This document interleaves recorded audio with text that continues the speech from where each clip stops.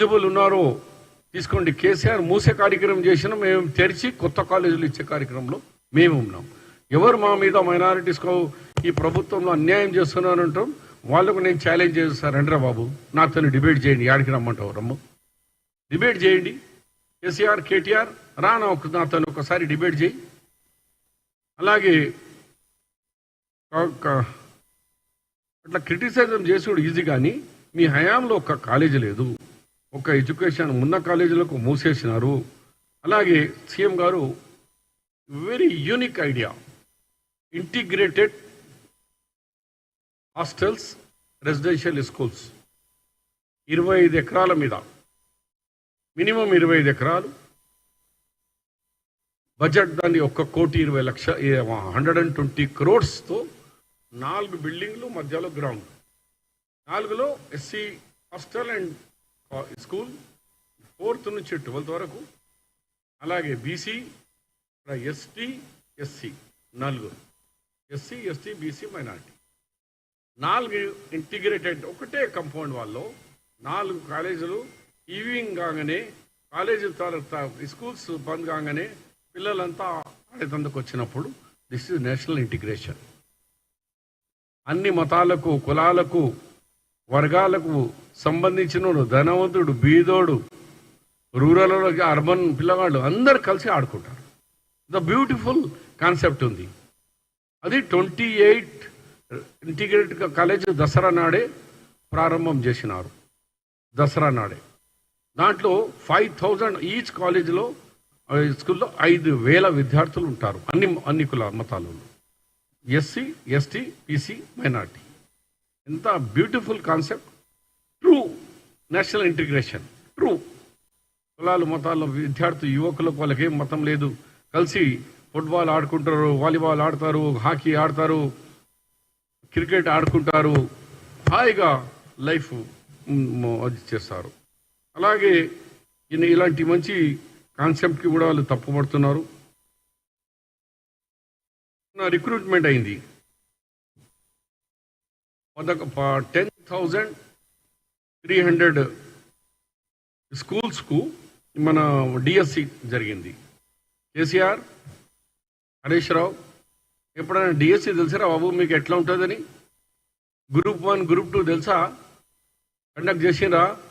మా government only 3 months ఎలక్షన్ది పోతే మేము 9 months లోపల, 6 months లోపల ఇవాళ డిఎస్సి కండక్ట్ చేసినాం. Very successful. ఎవరు కోర్టుకుపోలేదు. దాంట్లో 10,000లో 720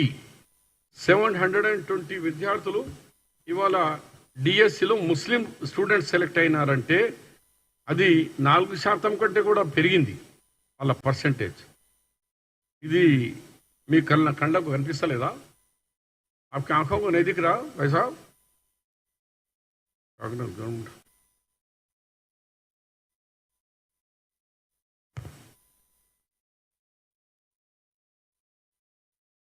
తర్వాత చైర్మన్లు, మైనార్టీ చైర్మన్లు అయితే ఇచ్చినాం.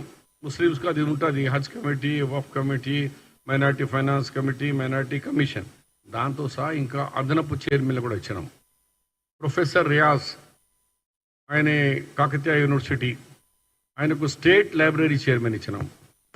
అలాగే ఒక యువన నాయకుడు ఫహీం సంగారెడ్డి, అతనికి ఏమో ఫుడ్ కార్పొరేషన్ ఆయనకి ఇచ్చినాం. అంటే అడిషనల్గా లేకుంటే మైనార్టీకి ఇచ్చేసారు, కానీ ఈ గవర్నమెంట్ అడిషనల్ సీట్స్ కూడా మనం ఇస్తున్నాం వాళ్ళకు. అలాగే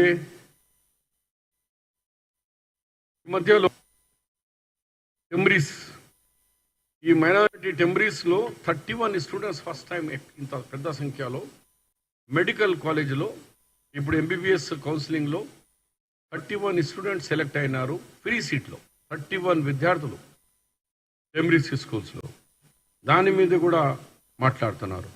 అలాగే స్పోర్ట్స్ కోటా వస్తే మరి స్పోర్ట్స్లో మతం కులం ఉండదు, కానీ లక్కీలీ మరి స్పోర్ట్స్లో నిఖత్ జరీన్ ఒలింపిక్ రాగానే కేసీఆర్ అనౌన్స్ చేసినాడు, గైవైపోయాడు. భూమి లేదు, క్యాష్ అవార్డు లేదు, డిఎస్పీ పోస్ట్ లేదు. కానీ కాంగ్రెస్ గవర్నమెంట్లో శ్రీ రేవంత్ రెడ్డి గారు రాగానే క్యాష్ అవార్డు ఇచ్చేసినారు, ల్యాండ్ ఇచ్చేసినారు, మొన్న సీఎం కప్లో నిఖత్ జరీన్కు డిఎస్పి పోస్ట్ కూడా ఇచ్చిన ఘనత కాంగ్రెస్ పార్టీ, రేవంత్ రెడ్డి గారి ప్రభుత్వం. రెండో కేసు సిరాజ్, ఆయన T20 ఒలింపిక్స్లో వరల్డ్ కప్ గెలిచినారని ప్రభుత్వం గుర్తించి ఆయనని కూడా ల్యాండ్, క్యాష్ అవార్డ్, డిఎస్పి ఇవ్వాలంటే ఎడ్యుకేషన్ మీద ఇబ్బంది వచ్చింది.